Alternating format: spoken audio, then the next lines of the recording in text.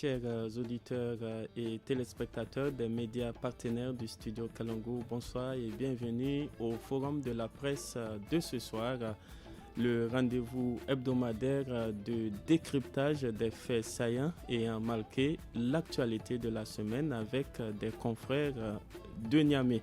Cette semaine, les sujets qui ont dominé l'actualité et qui ont retenu notre attention s'articulent autour du début mardi des épreuves écrites 2023 du brevet d'études du premier cycle BEPC, la suite du convoyage des candidats au Hajj 2023 et nous terminerons enfin avec du sport et ce sera pour parler de la finale de la 48e édition de la Coupe nationale de football du Niger et de l'acclimatation du MENA U23 au Maroc dans le cadre des préparatifs de la CAN U23 qui débutera le 24 juin prochain. Pour commenter et analyser tous ces faits, j'ai le plaisir de recevoir nos confrères Abokiari Arimi, journaliste à la radio alternative, Maïmouni Diado, journaliste indépendante, et Hussein Sajbo, journaliste indépendant également. À la modération du forum de la presse de ce soir, je suis Michel Deji.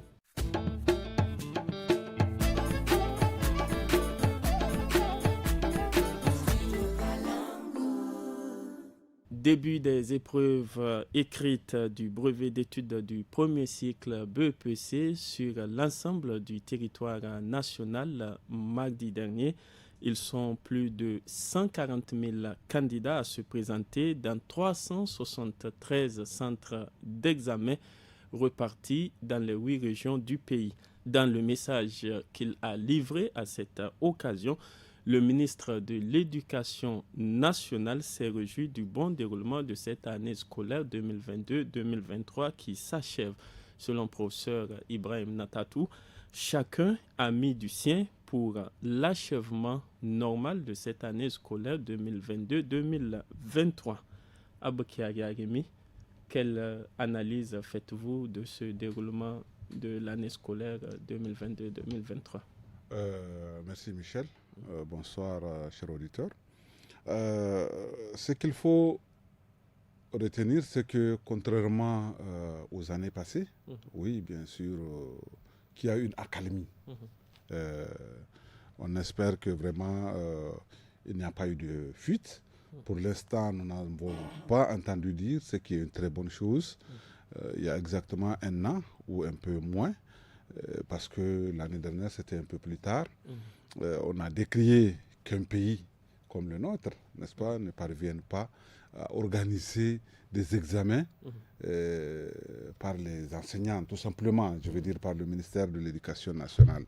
Jusque-là, ça s'est fait sous contrôle de la Alcia, n'est-ce pas? Mais jusque-là, ça veut dire que on se reproche encore un petit truc. Parce que hier, j'ai regardé à la télévision, au Soudan, un pays en guerre vraiment, avec déplacement des populations et tout. Hier, ils ont organisé des examens de fin d'année pour des élèves du premier cycle du secondaire aussi. N'est-ce pas? Donc, si ça peut se faire dans un pays qui se trouve dans une telle situation, on doit pouvoir être à mesure, comme une composition, comme n'importe quelle activité traditionnelle vraiment de l'école, les faire sans quiproquo, sans vraiment attirer l'attention de qui que ce soit sur ces éléments qui sont élémentaires. De quoi on a peur, c'est qu'il y ait des fuites, qu'il y ait des tricheries, n'est-ce pas? Autrement dit, ce qu'on craint, et là, nos enfants, on craint aussi qu'ils utilisent le téléphone pour tricher, tout ça. Si vous vous rappelez, quand on était jeune, mais en fait, on ne sait pas ce que ça veut dire fuite. Sincèrement, moi, c'est à l'université j'ai entendu, c'est pas le terme fuite que je ne sais pas, mais que ça faisait allusion à la divulgation des résultats ou de ce qu'il y avait dans les enveloppes qu'on déchirait devant nous. Pour nous, on avait confiance à 1000% et qu'il n'y a personne qui a vu qui qu'il soit et qu'on découvre ça en même temps. Donc, il faut qu'on puisse revenir à ça.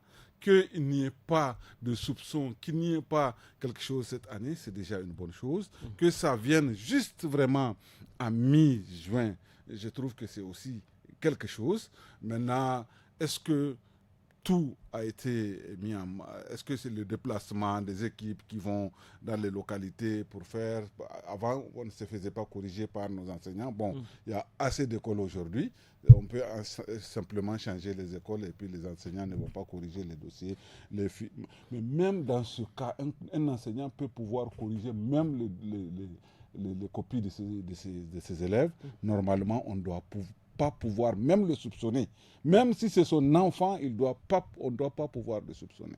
Donc, j'espère qu'on tend vers ça. Que ça se fasse à temps, c'est bien. Que tout le monde aille faire correctement ses examens, c'est bien. Et on espère que d'ici l'année prochaine, que ça va se passer vraiment le plus normalement possible. Que l'enfant ait dans sa tête ancré que la tricherie, c'est la chose la plus grave qu'il puisse arriver à l'école. Voilà, et c'est une très, très bonne chose. On souhaite vraiment bonne chance à tous ces enfants. La lutte ne fait que commencer parce qu'après le brevet, il y a tant de chemin à faire, mais ça commence par là. Oui. Justement, dans le cadre de cet examen, en vue de sa bonne organisation, le ministre en charge de l'Éducation nationale a annoncé la veille même du démarrage des épreuves qu'il y a eu des mesures. Il s'agit justement de l'implication de la Halcia. Il s'agit également du transport par voie aérienne, des épreuves sur l'ensemble du territoire national avec une sécurisation systématique par les forces de l'ordre, l'interdiction justement des appareils connectés dans tous les centres d'examen. Une fois que les élèves sont en classe, il leur est interdit de garder avec eux les téléphones portables ainsi que les calculatrices programmées. Mais Moundiado, quels doivent être les résultats de toutes ces actions annoncées par le gouvernement par la voix du ministre en charge de l'Éducation nationale? Merci donc Michel.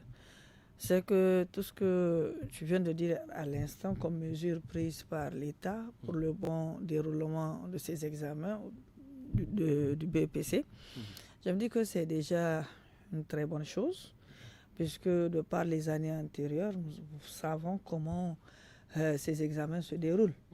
Il y a toujours des petits problèmes qui sont relevés, soit avant ou après ces examens-là.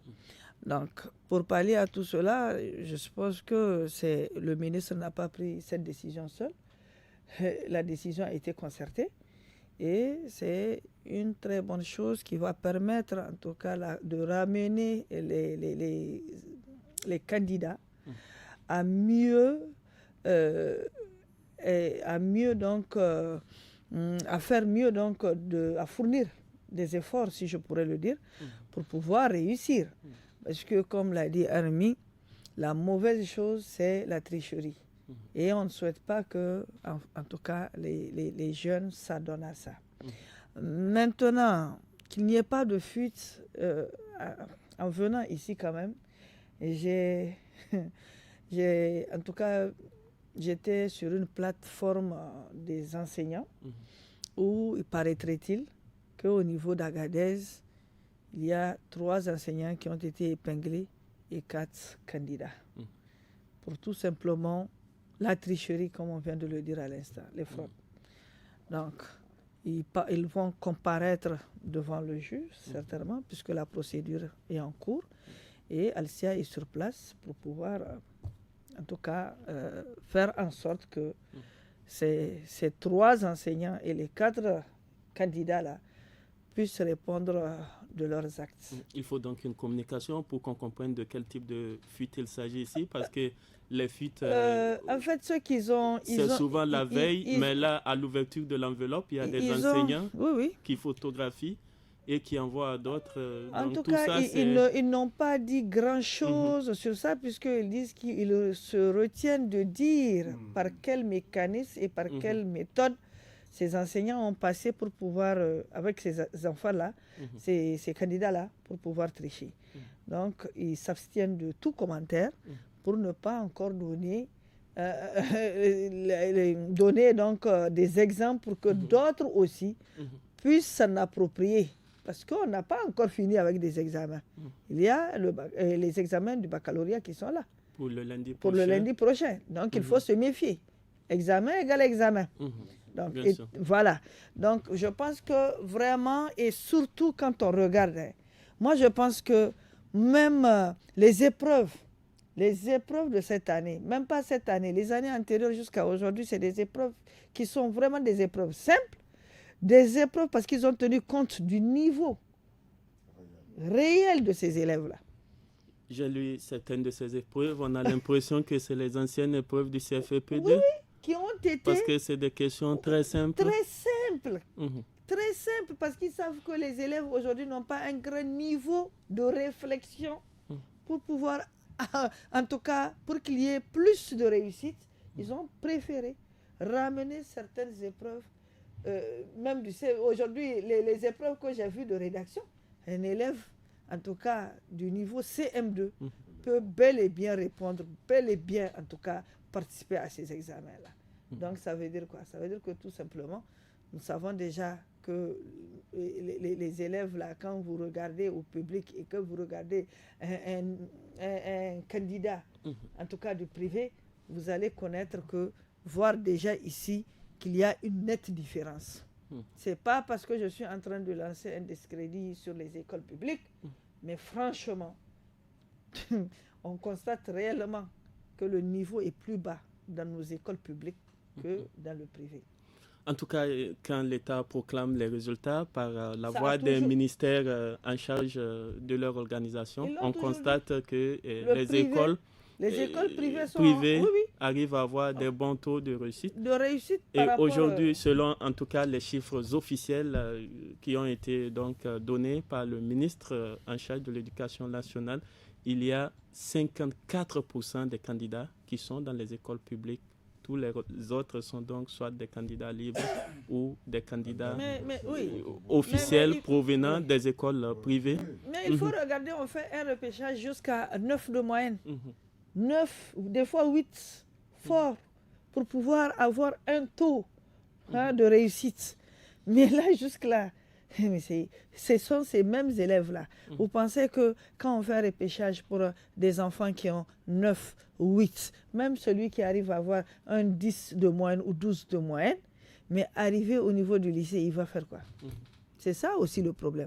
Mais Moundiado, par rapport aux chiffres, il est annoncé que cette année, il y a quand même une grande progression vers la parité en termes de nombre de candidats. Il a été dit que nous avons jusqu'à 49,45% des candidats qui sont des filles. Donc, c'est pratiquement la moyenne. Il y a 50,55%. Donc, c'est dû en tout cas à l'encouragement de la scolarisation de la jeune fille, de son maintien à l'école jusqu'à un certain âge, 16 ans ou 17 ans ou 18 ans, puisque là nous sommes en train d'aller vers 18 ans même. Donc 16 ans, je pense qu'à partir de 16 ans, vous êtes déjà en classe de 3e ou 14 ans en classe de 3e. Donc ça veut dire que ça évolue. Les parents prennent conscience que la jeune fille doit aller à l'école et que la jeune fille, on doit la laisser à l'école. Pas aller à l'école, mais la laisser à l'école étudier comme les jeunes garçons. Et c'est ce qui fait qu'aujourd'hui, nous avons ce taux élevé. Ça veut dire qu'il faut encourager, de la même manière que nos gouvernants sont en train d'encourager le système de l'éducation de la jeune fille, il faut que nous autres parents aussi, nous épaulons le gouvernement dans ce sens. Mais il ne faut pas oublier un mais, c'est que cette année, on devrait dépasser le taux, en tout cas inscrit, à ces examens-là, puisqu'il faut tenir compte aussi des zones d'insécurité. Il y a des élèves qui n'ont pas pu s'inscrire. Il a été dit dans les chiffres justement qu'il y a une diminution du nombre de candidats. de Cette 2022, diminution est de l'ordre de 4 virgule, voilà. donc 4 poussières. Donc, il faut tenir compte certainement que si on Selon avait... le ministre, c'est parce qu'il a évoqué les écoles fermées, mais il a également parlé de l'enseignement technique et la formation professionnelle qui intéresse de plus en plus les jeunes. Les jeunes, voilà. Il y a ça aussi. Il a parlé de tout ça, en tout cas. Et je pense que, comme il l'a dit, c'est vraiment ça qui a un peu régressé le taux d'inscription donc, au niveau donc, du BEPC. Et je me dis que peut-être que ça sera également la même chose au niveau du baccalauréat. Parce que ceux qui sont dans les zones d'insécurité, il y a ceux qui vont aussi aux examens du baccalauréat et qui n'auront pas cette chance de composer. Et en tout cas, le ministère a annoncé des centres d'examen sécurisés spéciaux au niveau de Makalondi et dans d'autres zones où vous savez, il n'est pas permis de composer facilement. Vous savez, avec l'insécurité, les parents quittent avec leurs enfants. Ça veut dire que même si tu es en classe de 3e, pour te récupérer, c'est un problème. Parce que tu es obligé de suivre les parents qui sont devenus des transhumants. Ça veut dire que de transhumance en transhumance, finalement... Il y a une déperdition scolaire. Oui, il y a une déperdition scolaire. Qui fait que l'élève n'est même pas là. Et ne peut pas aller dans les centres d'examen. Mais c'est ça, il ne peut pas accéder pour aller dans les centres. Il ne s'est même pas psychologiquement préparé pour ça. Et il y a d'autres qui ne savent même pas que les centres de regroupement là existent. Puisque quand tu quittes ta zone, tu vas dans une autre zone. Mais comment est-ce que tu peux savoir qu'il y a un centre de regroupement là-bas? C'est ça le gros problème. Aujourd'hui, c'est ça qui fait en sorte, comme je l'ai dit, comme le ministre l'a dit, on est arrivé à moins de 4% ou quoi là, qui ne sont pas dans l'effectif. Une réduction, du nombre de candidats comparativement à l'année passée. Mais nous espérons quand même que cette année, qu'il y ait plus de réussite et plus de réussite, comme tu viens de le dire à l'instant. Nous avons plus de 47 ou 49% de filles et espérons que les résultats seront également bons et pour le garçon et pour la fille. Et pour les filles également. Le taux pour les filles, c'est donc 49,45%. Oui. Hussein Issa Djibo, quelle est votre analyse par rapport à tous ces chiffres, mais également par rapport à l'aspect organisationnel de ce BEPC session 2023? Mais Michel, pour moi, on bricole ces années. Toutes ces années, c'est du bricolage qu'on fait. N'est-ce pas? Tout à l'heure, les gens ont magnifié la calmie qui a prévalu au cours de la rentrée scolaire. Bon, il y a eu un semblant d'accalmie, bien évidemment, n'est-ce pas? Mais il y a eu quand même quelques troubles. Et quand on voit un peu la baisse de niveau dont on parle, c'est à tous les niveaux, n'est-ce pas? Aujourd'hui, on est là à se réjouir du fait qu'il y a tel nombre de filles, tel nombre de machins. L'école est détruite, il faut le dire, haut et fort. Haut et fort. Ceux qui viennent parler de l'école en tant que ministre et tout, c'est juste pour défendre leur pain, n'est-ce pas? Le système public de l'éducation est détérioré. Aujourd'hui, il y a beaucoup de collèges ruraux qui n'ont pas fonctionné. On ne le vous dit pas. Alors, on a des chiffres qui sont présentés. On a créé des collèges dans des zones des collèges qui n'ont pas fonctionné du tout, par manque d'enseignants souvent. Ou par manque de moyens, n'est-ce pas? Merci. Alors, à partir de ce moment, quand on voit un peu la dégradation de la situation d'année en année, moi, je ne vois pas de quoi se réjouir. Quand tu parles de centres de regroupement scolaire dont on parle là, mais c'est des histoires. C'est des histoires, ces centres de regroupement-là. Ça ne fonctionne pas. Les centres de regroupement, c'est pendant l'année scolaire, mais dans les zones d'insécurité, moi, je suis allé voir les centres de regroupement, là, n'est-ce pas? Ce n'est pas que quelqu'un est venu me dire. C'est du n'importe quoi. Aujourd'hui, qu'on vienne se réjouir. On a détruit l'école. Ceux qui sont aujourd'hui aux affaires, ils ont détruit l'école. C'est des purs produits de l'école publique. Mais aujourd'hui, on a semblant que ça fonctionne. Il y a un semblant de fonctionnement dans les grandes villes. Allez-y dans les zones, dans les zones rurales pour constater la gravité de la situation.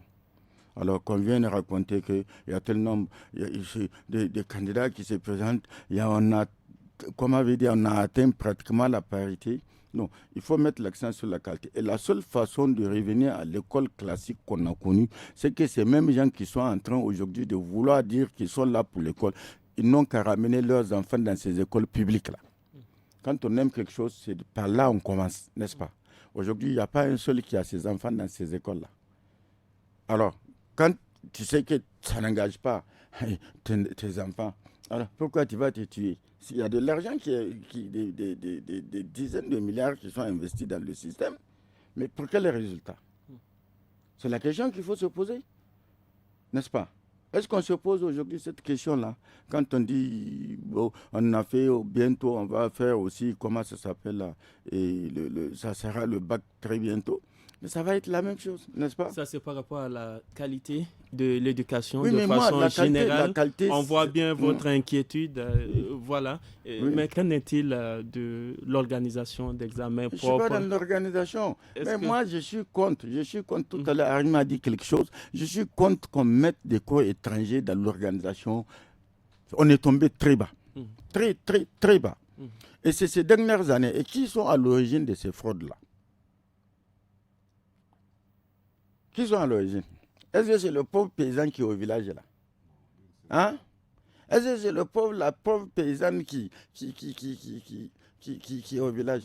C'est les mêmes gens qui sont dans le système, c'est eux qui organisent cette affaire-là. Mais est-ce qu'on peut espérer des examens propres cette année à partir des différentes mesures annoncées? Quand on fait venir déjà avec gilet au main halcia, machin. Comment on appelle ça? Avec ils rentrent dans les salles pour regarder, sans compter aussi les forces de l'ordre qui sont là. Imaginez la psychologie de l'enfant, c'est que ça peut impacter. Il y en a, ça les déconcentre carrément. Tout ça là, c'est des paramètres qui interviennent. Et moi, je dis, il n'y a pas de presse dedans. Il n'y a aucune presse qu'on mette un corps étranger pour surveiller des enfants, pour empêcher la fraude. On n'a qu'à s'attaquer à ce sur quoi on l'attend, n'est-ce pas? Les histoires de détournement des deniers publics et autres, ça, c'est les choses les plus importantes. On dit qu'il faut surveiller les enfants. Mais ces enfants, on va les surveiller, ils vont grandir. Quand ils vont voir ce que leurs parents sont en train de faire, ils vont faire la même chose, n'est-ce pas? C'est que la société est totalement pourrie, n'est-ce pas? La corruption, c'est à tous les niveaux, mais dans le domaine de l'éducation particulièrement. Mais c'est arrivé quand? Dans le domaine de l'éducation, Arimi a dit tout à l'heure quelque chose. Nous, on ne savait pas à l'époque là, c'est quoi fuite. Non. Il n'y avait pas de fuite parce que tout simplement, chacun s'y met. Dès le départ, tu sais qu'il y a quelque chose qui t'attend à la fin de l'année. Même si tu échoues, c'est que tu t'es déployé. Tu as fait beaucoup d'efforts et ça arrive. Le ministre a parlé également des faux transferts, entre guillemets. Il dit qu'ils ont pu mettre fin à ça. Et ça oui, les faux transferts. Alors, tout ça, moi, j'ai dit c'est des faux problèmes, c'est des faux débats. Moi, j'ai dit c'est des faux débats. Non, non. Imaginez les zones où il n'y a pas d'école privée. Alors, l'enfant, il finit. Est-ce qu'on doit le laisser dans la rue? Il n'y a pas d'école privée. Non, il faut qu'on arrête ces choses-là.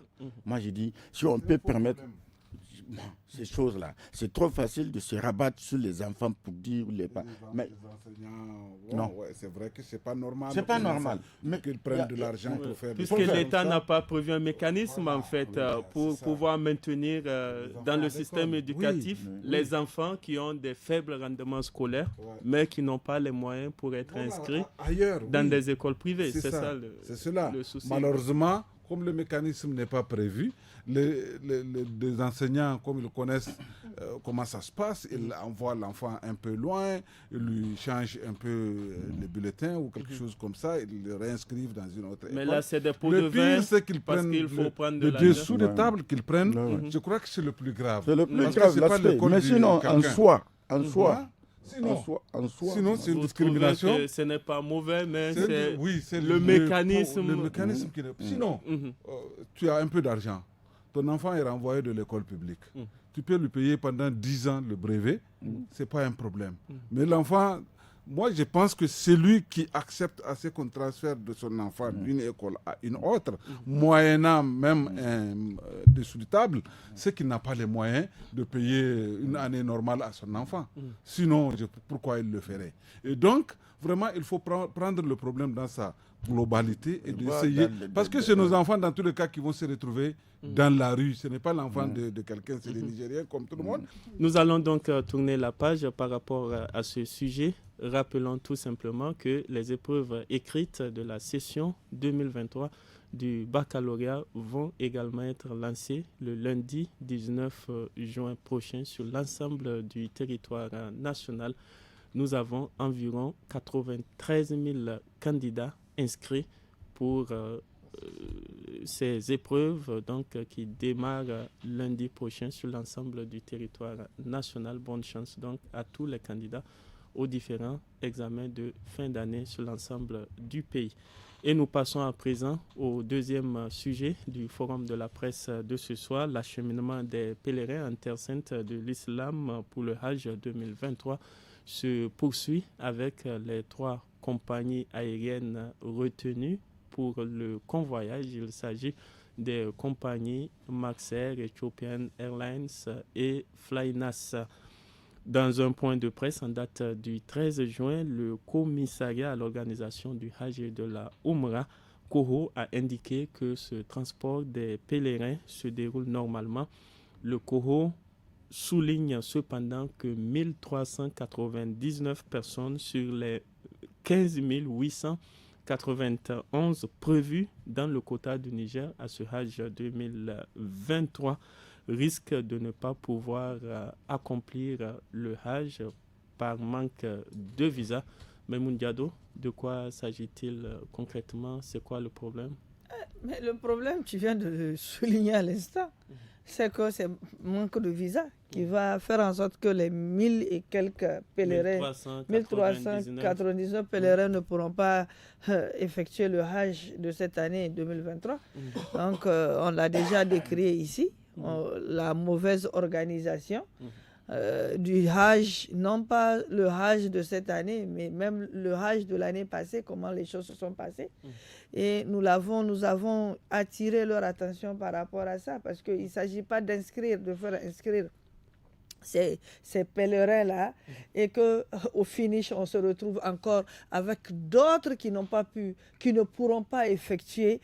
Et on ne sait même pas si ceux de l'année passée qui ont payé pourront également ou bien feront également partie de ces 1000 et quelques pèlerins qui n'iront pas, en tout cas pour les rites du Hajj.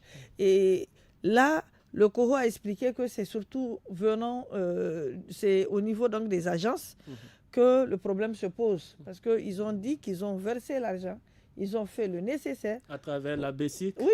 Pour les prestations, donc selon le COHO, c'est les agences qui n'ont pas honoré leur engagement vis-à-vis des prestataires saoudiens. Voilà. Mais maintenant, il faut attendre également la réaction de ces agences-là, parce que je suis sûr qu'il y aura réaction aussi. Oui, parce que jusque-là, c'est une version, une seule version que nous avons. De l'autorité, on peut dire, en charge de l'organisation. Donc, nous n'avons pas entendu jusque-là les chefs d'agence réagir par rapport à ça. Et certainement qu'ils vont le faire. C'est là où nous pourrons savoir clairement qu'est-ce qui se passe. Parce que qu'on dise qu'à chaque fois au Niger, qu'il y a des pèlerins qui ne peuvent pas, en tout cas, faire ce déplacement-là, et qui ont misé durant des années. Ils sont là, ils veulent aller, et ils ne peuvent pas aller. Et on nous parle de visa, on nous parle... Rien que, même hier, il n'y a pas que le problème de visa dedans. Il n'y a pas que le problème de visa, il y a le problème de transport aussi, il faut se dire la vérité. Parce que, oui. Selon, en tout cas, le commissaire à l'organisation du Hajj, pour le moment, tout se déroule normalement? En tout cas... Nous, ce que nous entendons, ou ce que nous voyons, ou ce que nous parcourons sur les images qui nous proviennent, rien que hier, c'était un problème technique qui a fait en sorte que de l'avion de Max Air, qui a fait en sorte que les pèlerins n'ont pas pu décoller à temps. Ça, c'est vérifié puisque nous avons vu les images. Et ça a fait le tour des réseaux sociaux. C'est vous dire que... Bon, souvent, ils constatent que c'est des manquements, ça arrive. Parce des manquements où vous embarquez... Mais c'est quand le vol est reporté que ça inquiète plus. Ça là, vous faites embarquer des pèlerins dans l'avion. Et après, vous dites qu'il y a problème technique. Et le problème technique, c'est problème d'électricité. Mais il fallait vérifier l'avion avant de faire monter ces pèlerins, au moins dans l'avion, parce que tout doit être vérifié. Mais si on parle de problèmes techniques déjà au sol, mais imaginez si c'était quelque chose qui était dans l'air, mais ça allait se finir comment? Mais c'est ça. Donc ça veut dire qu'il faut prévoir. Et puis moi je n'ai même pas confiance à Max Air. Finalement, je te dis ça. c'est une compagnie, elle a été choisie. Non, je n'ai pas confiance. On n'a pas à faire de la publicité pour des compagnies. Non, ce n'est pas publicité. Parce que nous avons décrié cette situation.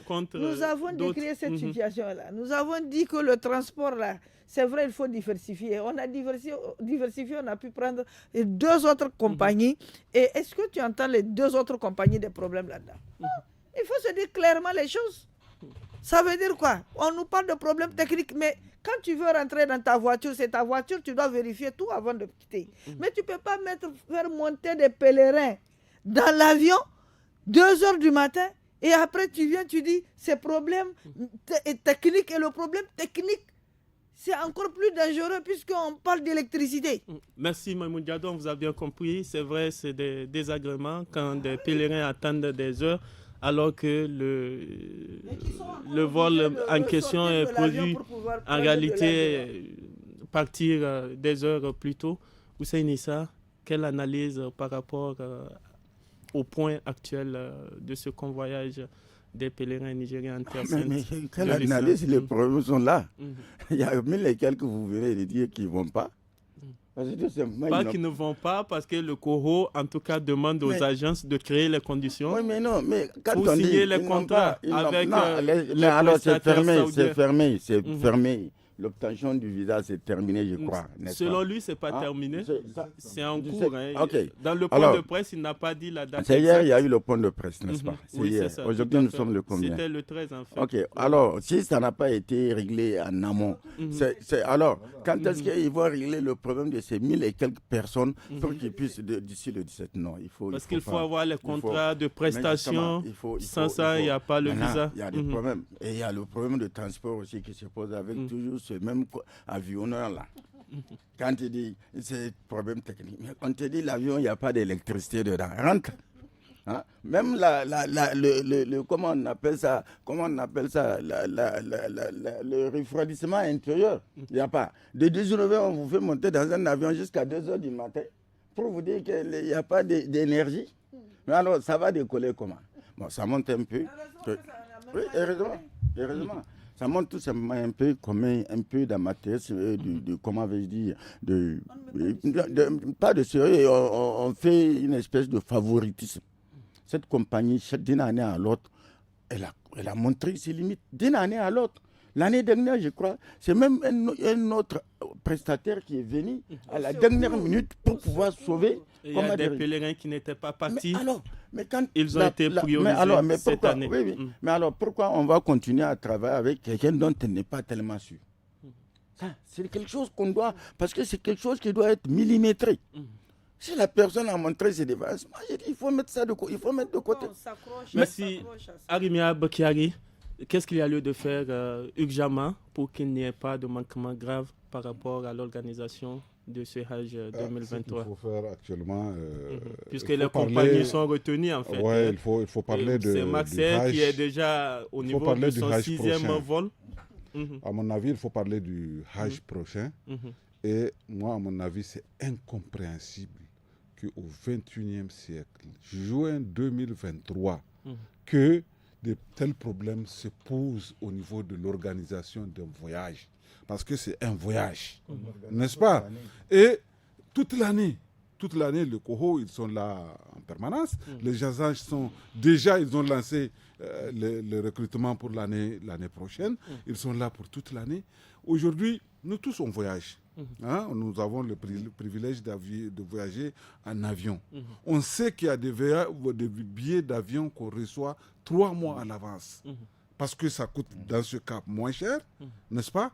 Et le moment venu, tu n'as aucun problème pour avoir la place dans le voyage. Maintenant que c'est les vacances, il y en a qui ont, par exemple, déjà réservé leur voyage d'août pendant qu'on est encore en juin. Sinon, ils l'ont fait en main. Mais maintenant, c'est possible pour les vols réguliers. C'est un marché qui est là, n'est-ce pas? Le Niger a tout à fait le droit. On sait le nombre de places qu'on donne au Niger chaque année, n'est-ce pas? Sur cette base-là, de lancer le marché et les avionneurs vraiment de qualité viennent postuler et celui qui va remplir les conditions, on le prend. Maintenant, cette année, on doit sanctionner celui qui commet ces erreurs-là. Au XXIe siècle, les gens sont assis à la maison, leurs valises attachées. Ils ne savent même pas s'ils vont partir aujourd'hui ou pas. Quelqu'un m'a dit que sa cousine, on l'a appelée à 21h pour dire « Ah, venez, l'avion est là ». Mais ce n'est pas Wadata. Alors qu'il paye. S'il vous plaît. Hein? Ça, c'est un. 2, quelqu'un m'a expliqué le mode d'établissement du coût de ce voyage-là. On facture environ 40-45 jours pour le pèlerin. Le séjour. Le séjour à 40 il faut avoir une bonne marge pour voilà. ne pas se tromper. Parce que si le pèlerin arrive là-bas, et si que c'est comme le doit visa. Le restituer. On doit le restituer. Il y en a maintenant qui vont partir à moins de 10 jours de la fête. Et le séjour est réduit. Le séjour donc est réduit de 35%, de 35 jours, n'est-ce pas? Et il n'y a aucun moyen de le rembourser, n'est-ce pas? Ils ont payé 3 millions. Oui, les frais d'hôtel et tout. On doit pouvoir... Ça dépend du nombre. Mais ce n'est pas de la loterie. C'est concret. Le gars, il est parti. Tu n'as pas pu l'amener à temps. Le restant de son argent, tu dois le restituer. Il ne fait pas ça pour toi. Il fait lui-même, c'est son obligation religieuse qu'il essaie d'accomplir.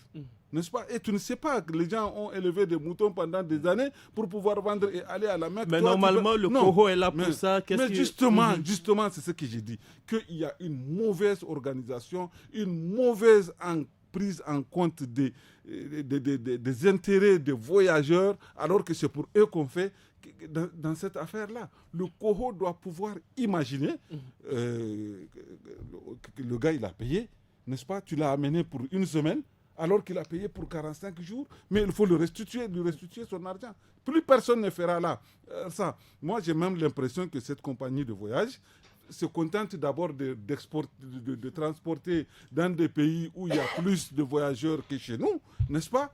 Et tout simplement, comme il n'a aucune pression ici, il vient, il fait les choses à temps voulu. Mais sincèrement, c'est très mal fait. Jusque-là, c'est très mal fait. Et j'espère que ça ne va pas se répéter. On vous a bien compris ce que vous souhaitez à l'endroit donc du Coho, c'est ainsi que tous les autres acteurs impliqués. C'est une meilleure organisation, qu'il y ait donc de l'amélioration. On vous a bien compris.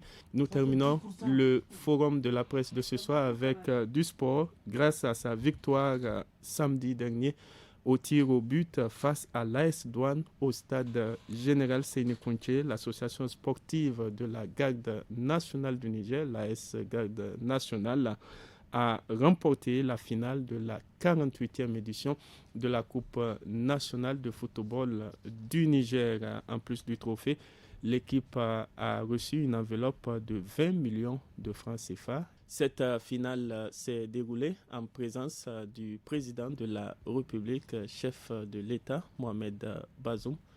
Maimoun Diado, que faut-il retenir de cette finale de samedi dernier?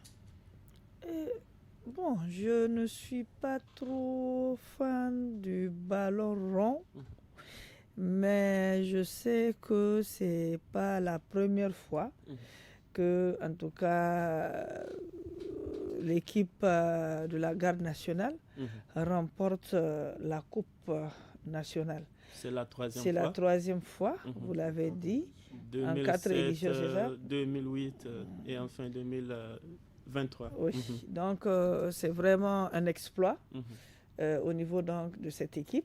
C'est qu'il faut les encourager davantage. Et l'AS Douane aussi n'a pas démérité. Puisque je me rappelle aussi qu'à chaque fois, l'AS Douane est positionnée dans ces compétitions-là. Donc, l'un dans l'autre, c'est vraiment de les encourager.